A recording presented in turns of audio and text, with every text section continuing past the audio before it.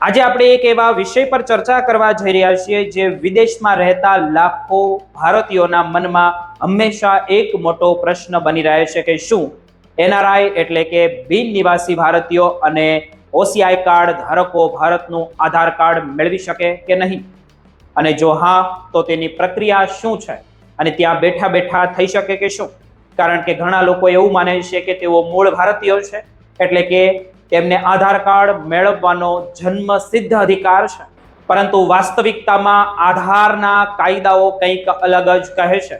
આજે આપણે આ વિડીયોમાં આ તમામ પાસાઓ પરથી વિગતવાર વાત કરીશું, જેથી જ્યારે પણ તમે ભારત આવો ત્યારે તમને આધાર કાર્ડ મેળવવામાં કોઈ પણ મુશ્કેલી ન પડે.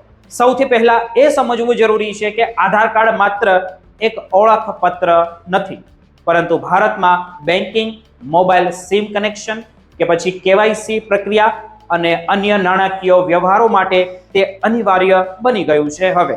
પરંતુ તેની સાથે સૌથી મહત્વની શરત તો એ છે કે જે વ્યક્તિ અરજી કરી રહી છે તે ભારતની નિવાસી હોવી જોઈએ, અને આ રહેણાંકની વ્યાખ્યા મુજબ તમારે અરજી કર્યાના છેલ્લા 12 મહિનામાં ઓછામાં ઓછા 182 દિવસ ભારતમાં પસાર કરેલા હોવા જોઈએ.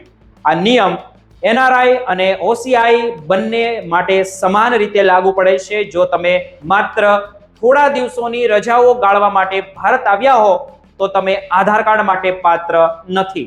બીજી એક સૌથી મોટી ગેરસમજ એ છે કે ઘણા લોકો વિદેશમાં બેઠા બેઠા ઓનલાઈન આધાર કાર્ડ માટે અરજી કરવાનો પ્રયાસ કરે છે, પરંતુ મિત્રો યાદ રાખજો કે તમે અમેરિકામાં કે અન્ય કોઈ પણ દેશમાં હો ત્યારે ઓનલાઈન કે વિડીયો કોલ દ્વારા આધાર કાર્ડ કઢાવી શકાતું જ નથી. તમારે વ્યક્તિગત રીતે ભારતમાં આવેલા કોઈ પણ આધાર નોંધણી કેન્દ્રની મુલાકાત લેવી જ પડશે અને ત્યાં રૂબરૂ જઈને જ પ્રક્રિયા પૂર્ણ કરાવવી પડશે. હવે આપણે વાત કરીએ કે જરૂરી દસ્તાવેજોની, તો ઓસીઆઈ કાર્ડ ધારકો માટે તેમનું ઓસીઆઈ કાર્ડ મુખ્ય ઓળખનો પુરાવો છે. તેની સાથે વિદેશી પાસપોર્ટ પણ હોવો અનિવાર્ય છે. આ ઉપરાંત ભારતના સરનામા પુરાવા તરીકે બેંક સ્ટેટમેન્ટ, યુટિલિટી બિલ્સ અથવા તો ભાડા કરારની જરૂર પડશે. ખાસ નોંધવા જેવી બાબત એ છે કે તમારે ઈમેલ આઈડી આપવો પણ ફરજિયાત છે, કારણ કે તમારી અરજીની બધી જ અપડેટ તમને તેના પર જ મળશે, અને તમારી 182 દિવસની હાજરી સાબિત કરવા માટે તમારા પાસપોર્ટમાં મારેલા એન્ટ્રી અને એક્ઝિટ સ્ટેમ્પ સૌથી મોટો પુરાવો માનવામાં આવે છે, જેમની અધિકારીઓએ બારીકાઈથી તપાસ તેમની કરે છે. અને જો તમારી પાસે આ પુરાવા નથી તો તમારી અરજી તે જ સમયે રદ થઈ શકે છે. નોંધણી કેન્દ્ર પર જઈને તમારો ફોર્મ 7 ભરવાનું રહેશે, જે ખાસ કરીને વિદેશી નાગરિકો અને ઓસીઆઈ ધારકો માટે બનાવવામાં આવ્યું છે. ત્યારબાદ તમારા જે ફિંગરપ્રિન્ટ, આંખોનું સ્કેન અને ફોટોગ્રાફ્સ લેવામાં આવશે. બાયોમેટ્રિક ડેટા પૂર્ણ થયા પછી તમને 14 આંકડાનો જે એનરોલમેન્ટ આઈડી આપવામાં આવશે, જેમનાથી તમે ઓનલાઈન સ્ટેટસ તમારું જે પણ હોય તે ચેક કરી શકશો.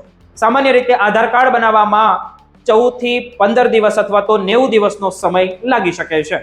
એકવાર તે જનરેટ થઈ જાય પછી તમે જે માય આધાર પોર્ટલ પરથી ઈ આધાર કાર્ડ ડાઉનલોડ પણ કરી શકો છો. પરંતુ શું આધાર કાર્ડ વગર ભારતમાં કામ અટકી જશે? તો જવાબ છે ના.